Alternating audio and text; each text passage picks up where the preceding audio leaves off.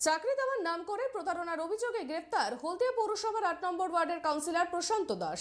কাউন্সিলরের নিজের ওয়ার্ডে যুবক জাহাঙ্গীর হোসেন হলদিয়া দুর্গাচক থানার প্রতারণার অভিযোগ করে এফআইআর করা হয় তৃণমূলের কাউন্সিলর প্রশান্ত দাসের বিরুদ্ধে। জেরায় তৃণমূল কাউন্সিলরের উত্তরে অসঙ্গতি মেলায় তাকে গ্রেফতার করে পুলিশ। ঘটনাটা হচ্ছে বেশ কিছুদিন আগে আমাদের কাছে একটি অভিযোগ আসে।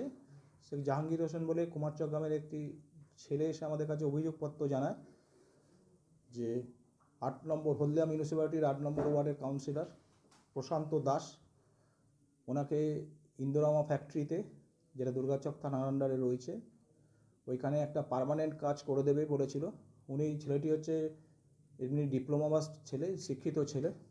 তা ওনাকে ওই স্থায়ী চাকরি, ওই মেকানিক্যাল ডিপার্টমেন্টে, ইন্দোরামা ডিপার্টমেন্টে একটা স্থায়ী পার্মানেন্ট চাকরি করে দেবো বলেছিল এবং তার পরিবর্তে ওর কাছ থেকে প্রায় ৪ লাখ টাকা ও দাবি করেছিল, চেয়েছিল।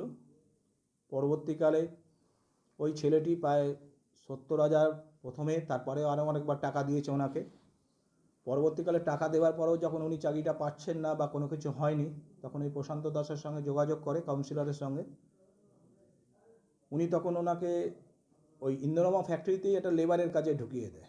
ও তখন বারবার বলতে থাকে যে তোমাকে তো এত টাকা দিয়েছি, তো আমি তো পার্মানেন্ট কিছু হয়নি বা সেরকমভাবে কাজ পাইনি, আমি তো ডিপ্লোমা মাস ছেলে। তো ওনার কথা কোনো পাত্তা দেয়নি বা কিছুই বলেননি, বারবার এরকম করতে থাকে। ছেলেটি বহু টাকা দিয়েছিল কিন্তু সেই পরিমাণেও কাজকর্ম পায়নি ওখানে। তাই সে আমাদের কাছে অভিযোগ জানায়, সেই অভিযোগের ভিত্তিতে আমরা এটা এনকোয়ারি করি এবং আমাদের এনকোয়ারি অফিসার আমাদেরকে একটা রিপোর্ট সাবমিট করে এবং তাতে দেখা যায় যে ঘটনাটার মধ্যে সারবত্তা রয়েছে, এরকম একটা ঘটনা ঘটেছে। টাকা নিয়ে প্রতিশ্রুতি, চাকরি দেওয়ার প্রতিশ্রুতি দিয়ে টাকা পয়সা নিয়েছেন উনি।